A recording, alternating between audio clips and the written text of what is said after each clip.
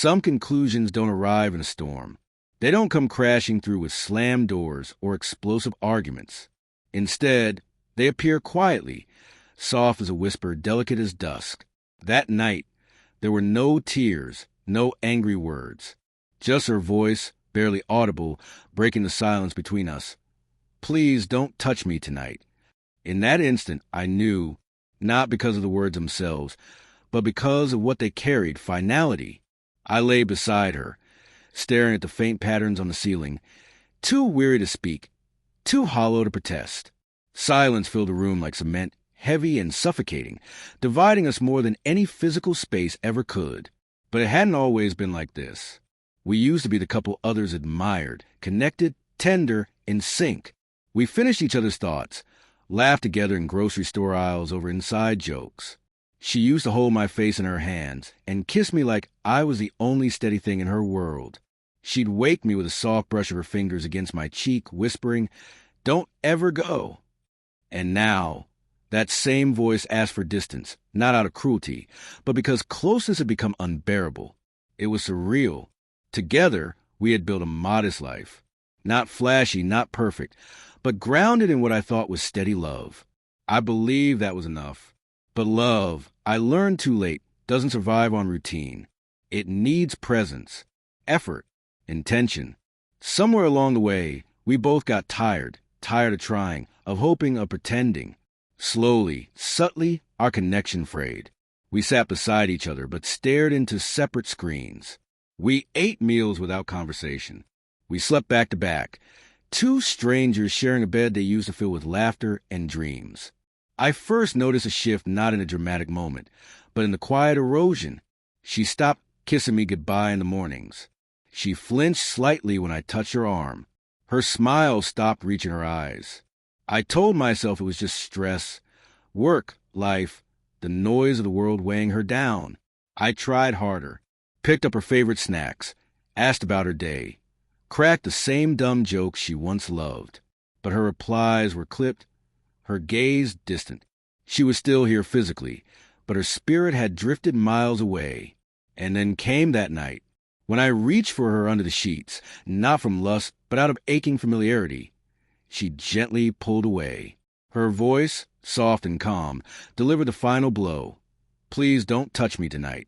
It wasn't angry. It wasn't dramatic, but it cleaved through me like ice. In that moment, I didn't argue. I didn't plead. I simply turned to the wall, heart pounding not from rejection, but from recognition. I was no longer her home. I was just a remnant of what used to be. Sleep never came. I lay there replaying our awkward first date when she laughed so hard she snorted, the spontaneous road trip where we belted love songs off-key, the night she sobbed in my arms after her mother's passing and called me her safe place. When did I stop being that for her? Maybe it wasn't a single moment. Maybe it was a slow unraveling neither of us had the courage to stop. When morning arrived, soft and pale through the curtains, I got out of bed without a sound. She was either asleep or pretending. I looked around our room, the walls we painted together, the shelf we built, the little corner where she used to sip coffee and read. I packed a small bag, not to make a scene, not to punish, but because I knew she wouldn't say the words herself. Before leaving, I looked at her one last time. Her face was serene, not sad, not angry, just empty. And I didn't hate her for it. I didn't even think she hated me. But the space between us had become insurmountable, and even a goodbye felt like an act of grace. So I leaned in close, whispered goodbye, and walked out. I'm not sure if she heard me. She didn't stir. I stepped into the early light of day, the world outside unchanged. But inside, everything had shifted. The weeks that followed were a blur. Some nights, I still hear her voice in that moment. Soft, almost kind, asking for space. Not out of bitterness, but because pretending any longer would have been cruel. She didn't abandon me with a bang. She let go with a breath. And I did the same. Months have passed. I never saw her again. Emma moved away. Life carried on, as it always does. But a part of me remains tethered to that night. Not in regret, but in reflection. Heartbreak, I've come to learn, isn't always loud. Sometimes it's a whisper in the dark. Sometimes it's a silence between two people lying inches apart, feeling miles away. I still love her, not with hope or longing, but with gratitude for the time we shared, for the person I was when she loved me. She was my anchor once, my comfort, my home.